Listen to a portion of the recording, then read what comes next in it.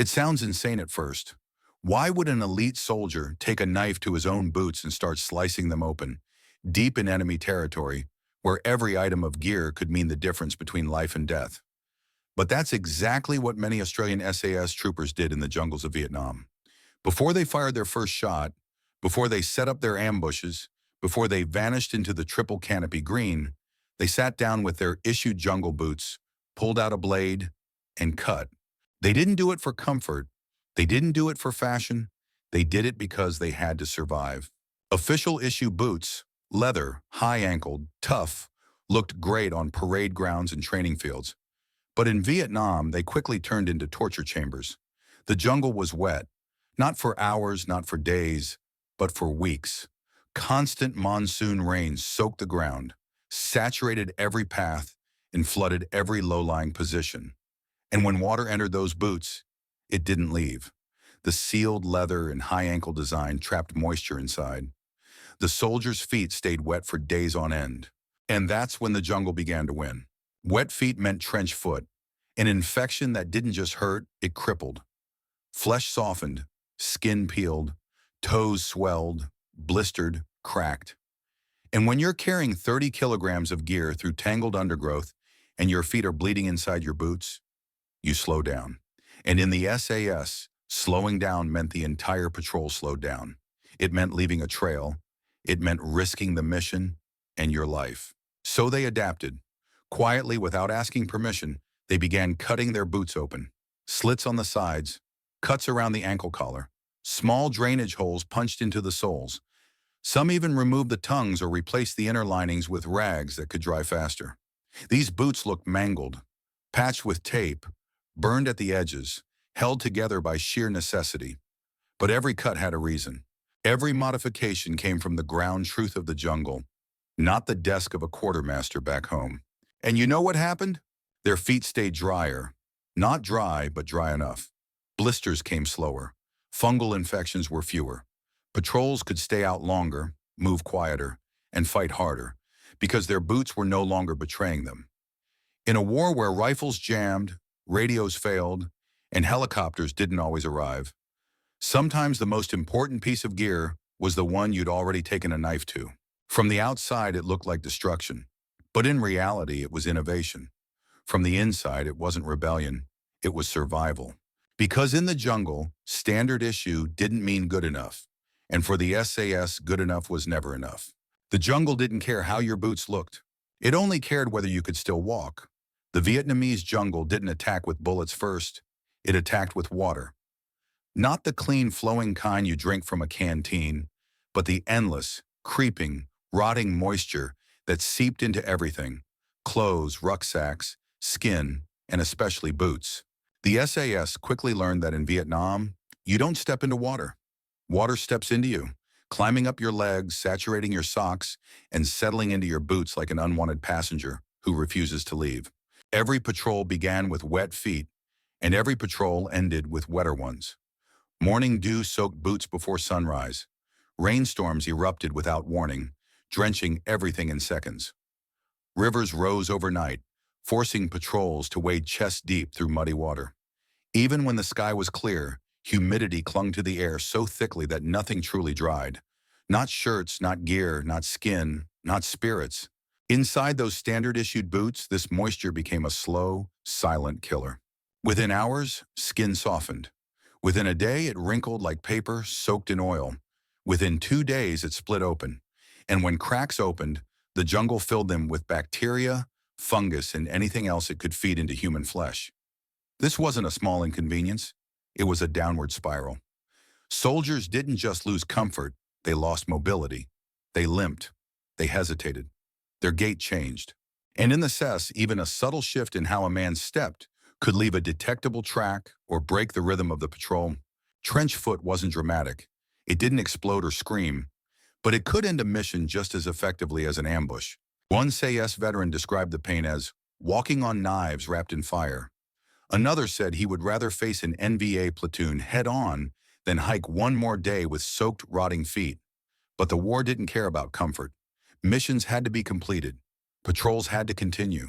Extraction times were fixed. And if your feet gave up before you reached the LZ, No one was coming back for you. This is why the SAS viewed moisture not as a condition, but as an enemy. An enemy that didn't retreat, didn't sleep, didn't negotiate. And so they developed their own counterattack, born not from manuals or orders, but from raw necessity. Boots had to drain, not trap. They had to breathe, not suffocate. They had to dry fast, even if that meant cutting away the very material meant to protect them. The humidity also brought fungus, ringworm, athlete's foot, infections that devoured flesh faster than any bullet. Foot powder became as essential as ammunition. Socks were rotated inside helmets to dry under the sun when rare light broke through. Men checked each other's feet the way they checked weapons, because both could fail, and both failures were fatal. The jungle was not neutral. It was a living organism that wanted to slow you down, weaken you, digest you. And if you let it, it would take your feet first, then your life. That's why the SAS cut their boots open. Not out of defiance, but out of respect for an enemy that never fired a shot, yet claimed countless victims. In Vietnam, before you fought the NVA, before you fought the VC, you fought the jungle, and you fought it starting from the ground up. The solution wasn't elegant, it wasn't regulation, but it worked. When standard issue gear failed, the Australian SAS didn't complain. They adapted. And in the case of their boots, adaptation meant taking a knife and cutting the problem open. Most SAS troopers didn't do it dramatically. There was no ceremony, no show of rebellion.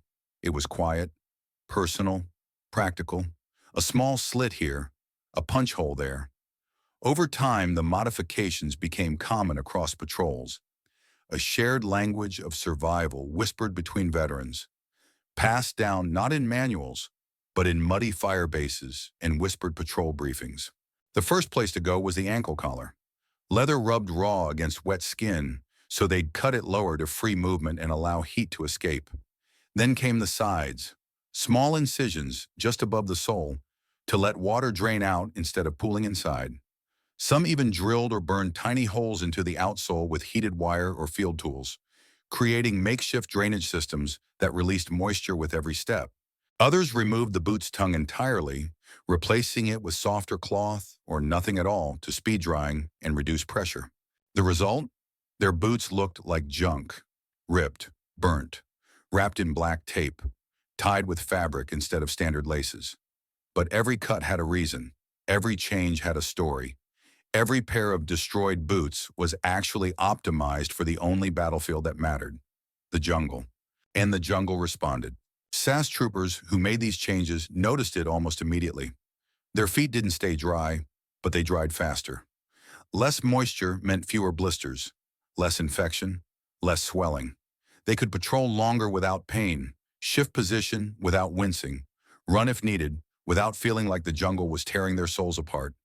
And when the time came to ambush, withdraw, or crawl through creek beds, they moved faster than soldiers whose feet were screaming inside sealed boots. One SAS operator later recalled, "We didn't care what our gear looked like. We cared whether it kept us alive." That mentality bled into every aspect of how the SS fought. Boots were just the beginning. If something chafed, made noise, absorbed too much water, or slowed them down, it was either modified or left behind. There was no room for sentimentality, no worship of gear, just brutal honesty with the battlefield. A clean, polished pair of jungle boots might look good in a photo, but in the real jungle, where water rotted your skin from the toes up and every step could give you away, a hacked, scarred, and field-altered boot wasn't just footwear. It was armor. And if command didn't like it, well, the jungle didn't care what command thought, and neither did the men who had to walk through it. Once the boots were cut, it didn't stop there. For the Australian SAS in Vietnam, everything they carried was open to judgment, modification, or outright destruction if it meant better performance in the jungle. Their mindset wasn't, how do I make this gear last, but how do I make this gear disappear? From boots to rifles, from rucksacks to camouflage, nothing was sacred. If it rattled, it was wrapped. If it reflected light, it was blackened. If it didn't serve the mission, it was cut, burned, replaced, or left behind. Their rifles, the legendary L1A1 self-loading rifle, were powerful but long and unwieldy in thick terrain. The standard version came with a full-length barrel, wooden furniture, and bipod mounts. Not ideal for crawling through bamboo or reacting in ambushes at 10 meters. So SAS armorers and operators began customizing them. They sawed off barrels, often just past the gas block. They removed bipods. Some units even converted the rifles to full auto, though officially the L1A1 was semi-auto only. These modified rifles, nicknamed the Bitch, were short, loud, and terrifying up close. They weren't pretty, but they did the job better than any issued variant. Rucksacks received the same treatment. Issued packs were heavy, bulky, and full of unnecessary straps and flaps that snagged vines and made noise. SAS troopers stripped them down, cutting off excess webbing, replacing hard frames with softer alternatives, and sometimes switching entirely to locally made lightweight bags. Zippers were taped, buckles were swapped for cloth ties. Silence came first, function came second, looks came dead last. Even camouflage netting wasn't spared. The standard net often came in dark green and black tones, fine in theory, but wrong for Vietnam's layered jungle light. The SAS learned to customize their netting using local materials: mud, crushed leaves, bamboo fiber. They sometimes even sewed dried vegetation directly into the mesh. They knew that color alone wasn't enough. The jungle moved. It swayed. It shimmered. And if you didn't match its texture and rhythm, you might as well be waving a flag. One particularly inventive patrol was known to carry small squares of mosquito net soaked in brown tea to cover reflective surfaces on binoculars and scopes. Others blackened their canteen cups with soot to avoid the glint of metal in sunlight. Radios were wrapped in canvas. Even cigarettes, if allowed, were smoked under ponchos, with the cherry cupped in hands, invisible from a distance. To the untrained eye, their gear looked battered, unprofessional, even careless. But it wasn't. It was perfectly tuned to the reality of jungle warfare, where the enemy was often just meters away, and the jungle itself punished noise, shine, and bulk with swift, silent death. This wasn't rebellion, it wasn't laziness, it was adaptation at its purest. Because the jungle didn't care what your gear looked like fresh out of the supply crate. It only cared if it got you killed. At first, American Special Forces teams, like the Navy SEALs and Long Range Reconnaissance Patrols, LRRP, looked at the Australian SAS with a mix of curiosity and skepticism. The Australians were quieter, less flashy, and often carried older, heavier gear. But after a few joint operations in the steaming jungles of Puak Tui, skepticism turned into respect, and then quiet admiration. It started with the way the Australians moved. They didn't walk through the jungle, they melted into it. American operators were already trained to be stealthy, but the SAS took it further. They moved barefoot when necessary, especially near enemy camps, their boots slung over their shoulders. Their gear didn't clank, didn't shine, didn't smell of oil or soap. They wore sweat-stained uniforms cut for silence, and when they stopped moving, they disappeared. Not metaphorically, literally. One SEAL, after spending 3 days on patrol with an SAS unit, later said, "I turned around and thought they'd vanished. Then one of them whispered in my ear. I damn near jumped out of my skin. They were 5 feet away the whole time." That kind of invisibility came from more than just experience. It came from the way they modified everything, from their boots to their breath. They didn't wear bug spray because the scent could carry. They used mud and ash to mask body odor. Their boots were cut open to drain water because wet socks meant trench foot, and a soldier who can't walk is as good as dead. Even their food was chosen to avoid strong smells. One SAS team leader was known to forbid canned tuna on patrols because it stinks like death. American LRRP teams, highly trained in their own right, started asking questions. Then they started copying tactics. Boots were modified, face paint colors were reconsidered, ambush setups were tweaked. LRRP teams, SEALs, and MACVSOG began to quietly request joint missions with SAS units, not just to operate, but to observe. What they saw changed them. They saw how the Australians watched, sometimes lying still for hours to study a trail before placing an ambush. They learned how the SAS used terrain, never silhouetting themselves against a ridgeline, never crossing an open area unless absolutely necessary.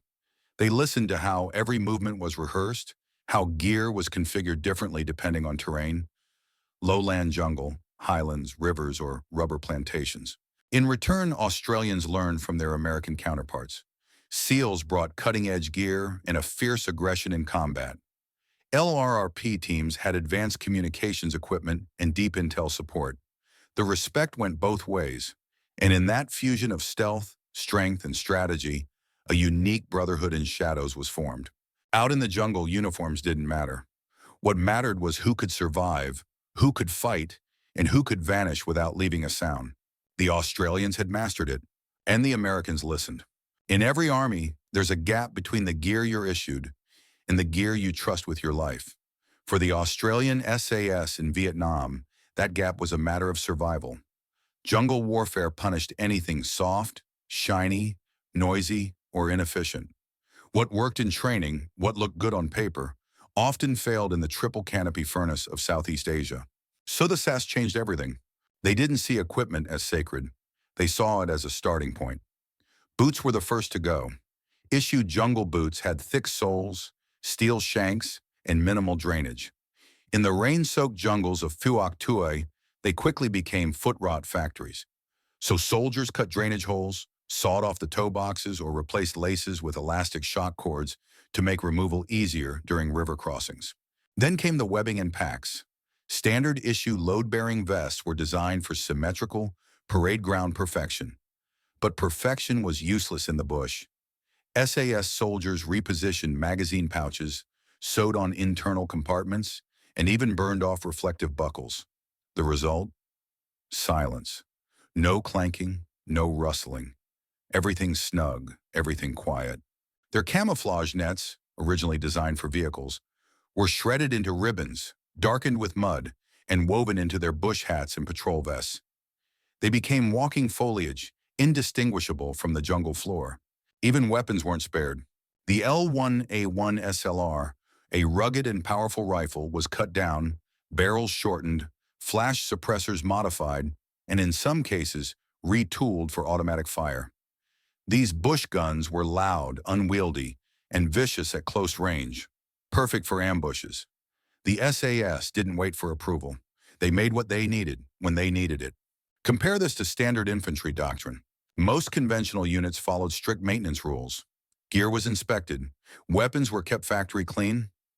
Modifications were discouraged, if not outright banned. For many soldiers, breaking regulations meant punishment. But for the SAS, breaking rules saved lives. A worn canvas pouch might not look impressive, but if it opened silently while lying inches from an NVA patrol, it was worth more than any regulation kit.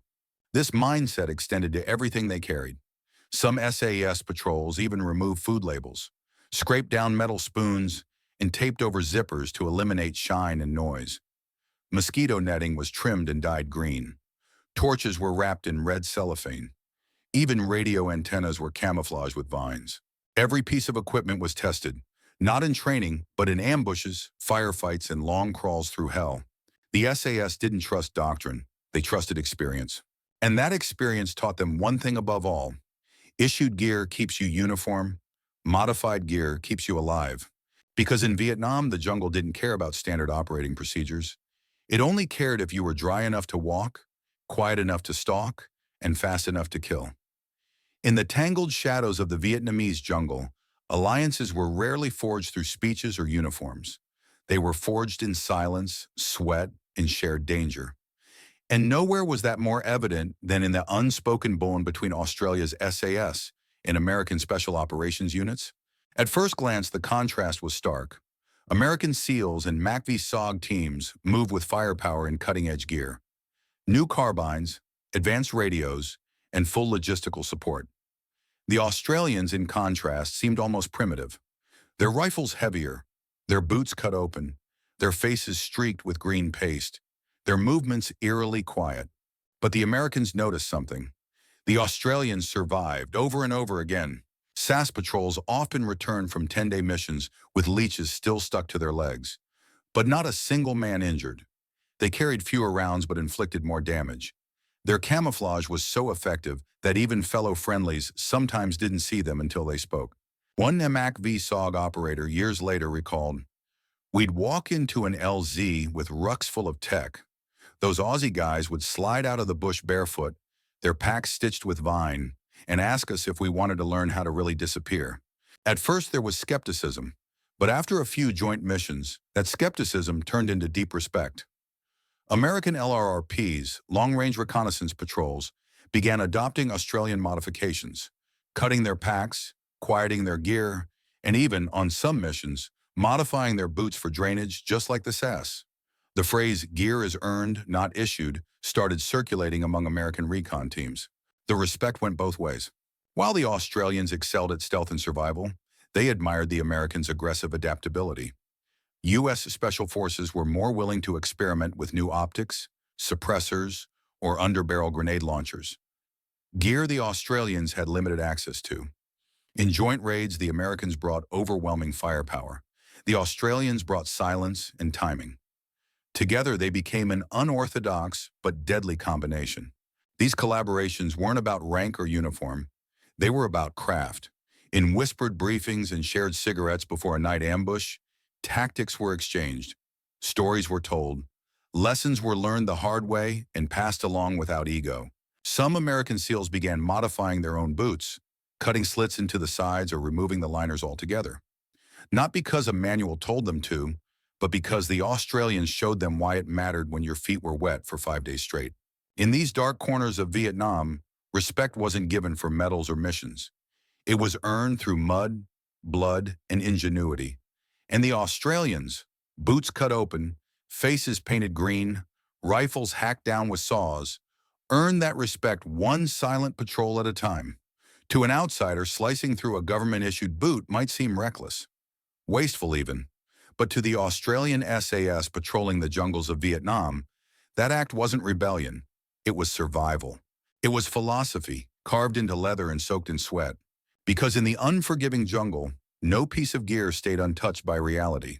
Jungle boots rotted, soles detached, blisters turned into infections. In a place where every step could mean life or death, comfort wasn't a luxury, it was a tactical edge. So they took the knife to their boots, opened the sides for better drainage, removed liners that trapped bacteria, punched holes for airflow. Some even went barefoot during infiltration and wore modified sandals stitched from parachute webbing. It wasn't about being tough, it was about being smart. The same mindset applied to every item they carried. Their backpacks weren't packed according to Army manuals. They were stripped down to the barest essentials and then tested over miles of leech-infested mud. Rifle slings were re-knotted with vines to eliminate noise. Camouflage netting was custom-dyed and stitched with local leaves. Even ration packs were repacked to remove crinkling wrappers that might betray a patrol at the wrong moment. In this world, nothing was sacred except effectiveness. This attitude became a defining trait of the SAS. Pragmatism over prescription. If a piece of gear slowed them down, they changed it. If a procedure endangered a patrol, they rewrote it. Doctrine was a starting point, not a cage. This philosophy didn't stay confined to Vietnam. It followed these men home. It became the DNA of Australia's special operations community. Future generations of soldiers were taught not just how to use their equipment, but how to question it, how to bend it, break it, improve it, and above all, how to trust experience over assumption. Years later, veterans would look at modern combat boots and grin. Waterproof membranes, drainage ports, anti-fungal linings. They'd say, "We used to cut those things in with a bayonet." Because long before design labs figured it out, the men on the ground had already hacked a solution. Cutting your boots open wasn't just a small field trick. It was a declaration. I'm not here to look good. I'm here to survive. I'm here to win. And when they did, not through superior firepower or high-tech gear, but through raw experience, brutal adaptation, and a relentless commitment to function over form. In the jungles of Vietnam, that mindset saved lives. It's easy to underestimate such a small act, just a cut in a boot. But in truth, it captured the very essence of the Australian SAS. Silent, smart, unconventional, and deadly. The jungle respected them for it, and so did everyone else.